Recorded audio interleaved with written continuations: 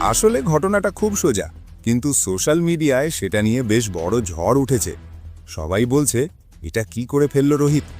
কারণ রোহিত শর্মাকে দেখা গেছে পাকিস্তানের সাবেক অধিনায়ক ওয়াসিম আকরামের সঙ্গে হাত মেলাতে, হাসতে, এমনকি গলা মেলাতেও। আর এই ছোট্ট ভিডিওটাই এখন বড় বিতর্ক। বন্ধুরা, আমরা তো জানি ভারত আর পাকিস্তানের মধ্যে এশিয়া কাপের সময় থেকেই একটা অদৃশ্য দূরত্ব চলছে।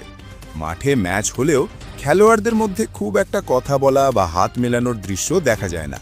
টসের সময় হোক বা ম্যাচ শেষে সব কিছু বেশ ফর্মাল থাকে। বিশেষ করে সাম্প্রতিক ঘটনার পর অনেকেই আশা করেন দুই দেশের খেলোয়াড়রা যেন একদম দূরত্ব বজায় রাখে।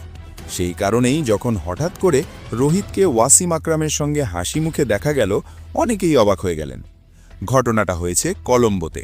ভারত পাকিস্তান ম্যাচ ছিল সেখানে। রোহিত শর্মা খেলতে যাননি, তিনি গিয়েছিলেন টি-20 বিশ্বকাপের ব্র্যান্ড অ্যাম্বাসেডর হিসেবে। তিনি ট্রফি নিয়ে মাঠে আসেন। পাশে ছিলেন আইসিসির কর্মকর্তারা আর পাকিস্তানের সাবেক কিংবদন্তি পেসার ওয়াসিম আকরাম। ট্রফি রাখার পর ওয়াসিম আকরাম এগিয়ে আসেন। দুজনের মধ্যে হাত মেলানো হয়, হালকা হাসি ঠাট্টা হয়, তারপর গলা মিলিয়ে আবার নিজ নিজ জায়গায় চলে যান। এখন অনেকেই বলছেন এটা কি ঠিক হলো? কেউ বলছেন এতে দোষের কি আছে, দুজনই তো অবসরপ্রাপ্ত, আর এটা তো একটা অফিসিয়াল অনুষ্ঠান। আবার কেউ বলছেন এতদিন যখন নো হ্যান্ডশেক চলছিল, তাহলে এখন কেন? আসলে ব্যাপারটা পুরোপুরি নির্ভর করছে কে কিভাবে দেখছেন তার উপর। একটা জিনিস মাথায় রাখতে হবে, রোহিত এখন টি-20 ফরম্যাটে খেলেন না, অধিনায়কও নন। আর ওয়াসিম আকরাম তো বহু বছর আগেই ক্রিকেট থেকে অবসর নিয়েছেন, তিনি এখন ধারাভাষ্যকার। মানে এখানে দুই দেশের বর্তমান খেলোয়াড়দের মধ্যে কোনো ম্যাচ পরিস্থিতির হাত মেলানো ছিল না, এটা ছিল এক ধরনের সৌজন্য সাক্ষাৎ। আমরা অনেক সময় ক্রিকেট আর রাজনীতিকে একসঙ্গে মিলিয়ে ফেলি, কিন্তু ক্রিকেটাররা অনেক সময় ব্যক্তিগতভাবে একে অপরকে সম্মান করেন। আন্তর্জাতিক মঞ্চে, বিশেষ করে আইসিসির মতো অনুষ্ঠানে একে অপরের সঙ্গে হাত মেলানো খুব অস্বাভাবিক কিছু না।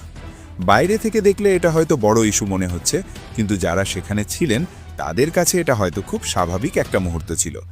তবু এটা ঠিক যে ভারত পাকিস্তান ম্যাচ মানেই আবেগ অনেক বেশি। ছোট একটা ঘটনা থেকেও বড় বিতর্ক তৈরি হয়। এই ভিডিওটাও তেমনই।